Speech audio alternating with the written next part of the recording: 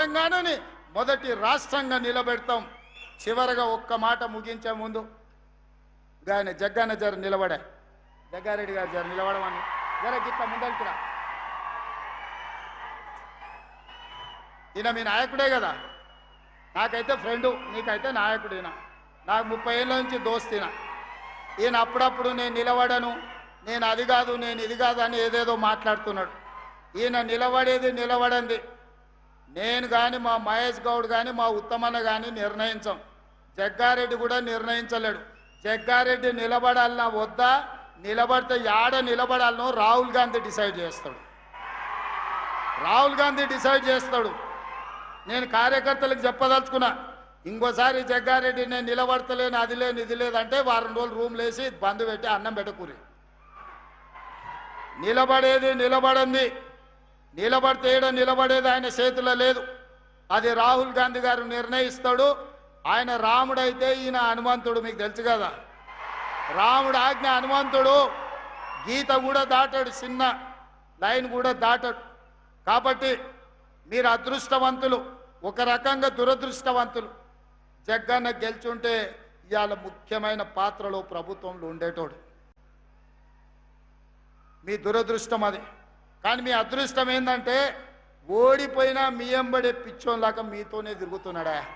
నేను 100 సార్లు లేపిన, సిగ్గులేనోడరా పట్నంలో జరిసేపు నా ఎంబడా నుండి ఏం దాచిపెట్టిన లడ్డు సంగారెడ్డిలు అంటే తెల్లారగట్ల మళ్ళీ మీ దగ్గరికి వస్తాడు. జరిసేపు మా దగ్గర ఉంటాడు, మళ్ళీ ఎంబడే వచ్చి మీ దగ్గర ఉంటాడు. ఇంత మంచోడు. మీరు 100 కోట్లు ఇచ్చినా మీకు నాయకుడు దొరకడు, 1000 కోట్లు ఇచ్చినా, వజ్రాలు ఇచ్చినా దొరకడు. ఆయన మీ మీద చూపించే ప్రేమ ఎనలేనిది. ఇట్లాంటి నాయకులు ప్రజా జీవితంలో ఉండాలి. నేను జగ్గన్నను సంతోషపెట్టడానికో టీవీలో స్క్రోలింగ్కో చెప్తలేను, నేను మనసు నిండా నమ్మింది చెప్తున్నా.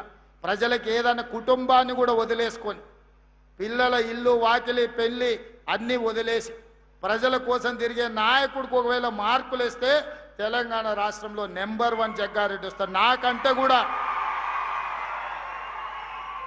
నేను నా కుటుంబం, మా అన్నదమ్ముళ్ళు, మా ఫ్యామిలీని చూసుకుంటూనే రాజకీయం చేస్తా. ఈయన అన్ని వదిలేసి మీకోసమే చేస్తుండు. జగ్గన్న మిమ్మల్ని కాపాడుకున్నాడు కాదు, జగ్గన్నను కాపాడుకునే బాధ్యత మీది. ఆ బరువు మీ మీద పెట్టి నేను వెళ్తున్నా. మీరందరు మాట ఇస్తారు కదా జగ్గన్నను కాపాడుకునేటందుకు.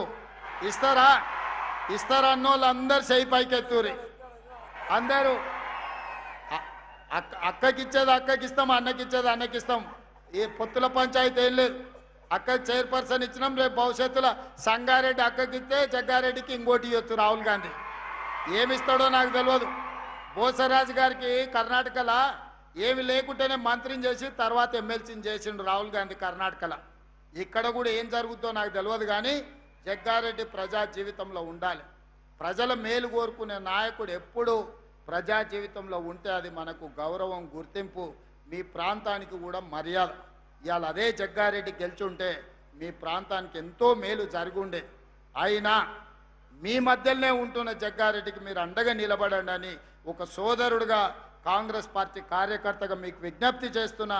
ఇలాంటి వాళ్ళు ప్రజా జీవితంలో ఉండాలి, 10 మందికి ఆదర్శంగా ఉండాలని కోరుకుంటూ మీ అందరి దగ్గర సెలవు తీసుకుంటున్న. ధన్యవాదాలు మిత్రులారా.